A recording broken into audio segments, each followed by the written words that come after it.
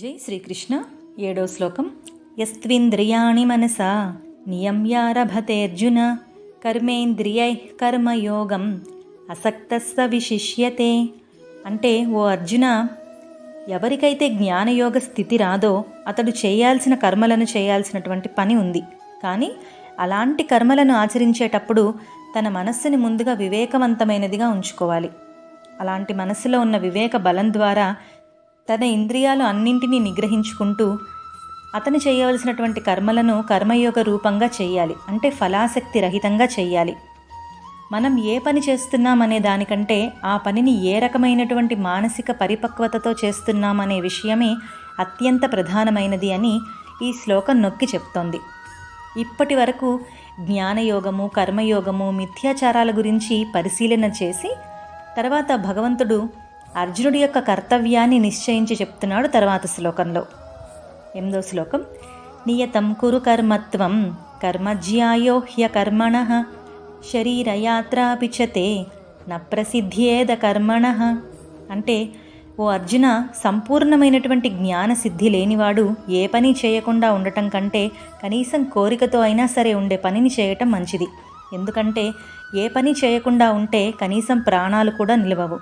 కాబట్టి ప్రతివాడు ఏదో ఒక పని చేయకుండా ఉండలేరు. కానీ సకామంగా కంటే కూడా నిష్కామంగా చేసేటటువంటి కర్మ అధిక శ్రేష్టమైంది. కాబట్టి నువ్వు నీ విద్యుక్తమైనటువంటి కర్మను నిష్కామంగా ఆచరించు, ఇదే నీ కర్తవ్యం అని ఈ శ్లోక భావం. కర్మ చేయకుండా ఉండటం ఎవరికి సాధ్యం కాదు కాబట్టి నిష్కామ కర్మ చెయ్యి అన్నారు. దీనికంటే ప్రాణాలు నిలుపుకునేందుకోసం ఎంత కావాలో అంత మాత్రమే కర్మ చేసి ఊరుకుంటే సులభంగా మోక్షం వచ్చేస్తుంది కదా.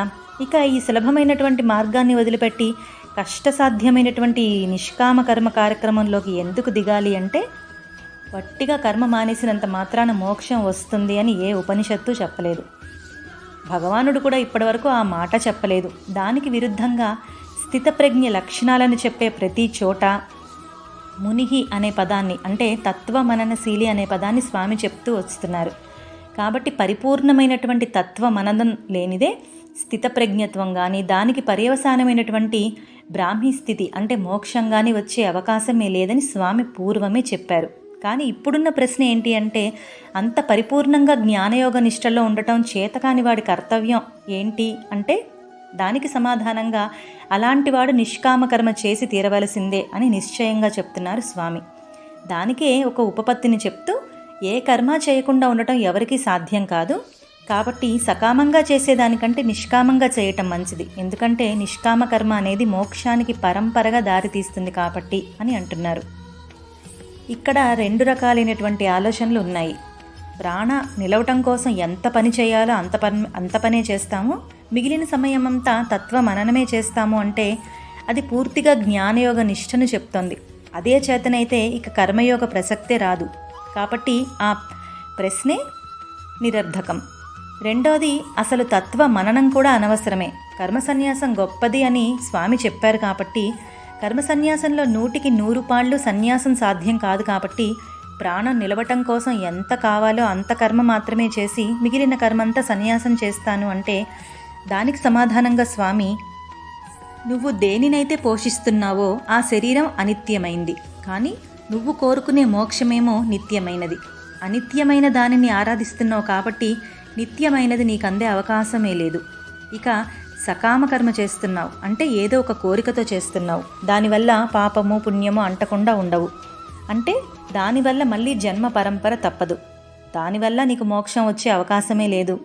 దానికి తోడు ఇక విద్యుక్త కర్మలు చేయాల్సినటువంటి పనులు చెయ్యను అంటున్నావు. దానివల్ల శాస్త్ర విధిని అతిక్రమించినటువంటి పాపం వచ్చి తీరుతుంది. ఆ పాపం వల్ల నీ చిత్తశుద్ధికి ప్రతిబంధకమై ఇక మోక్ష సిద్ధిని మరింత దూరం చేస్తుంది. దీనికి భిన్నంగా శరీర ధారణ క్రియతో పాటు మనం చేయాల్సినటువంటి కర్మలను సకామంగా ఆచరిస్తే పుణ్యం వచ్చి దానివల్ల మళ్ళీ ఉత్తమ జన్మలు వచ్చే అవకాశం ఉంటుంది. కానీ ఇక్కడ అర్జునుడు మోక్షాన్ని కోరుకుంటున్నాడు. అతడికి కేవలం ఉత్తమ జన్మ ప్రాప్తితో తృప్తి లేదు. అలాంటివాడు ఏం చెయ్యాలనేదే అర్జునుడి ప్రశ్న. అందుకే స్వామి, మోక్షకామి అయిన వాడు నిష్కామకర్మ చేసి తీరవలసిందే. దానివల్ల చిత్తశుద్ధి ఏర్పడుతుంది.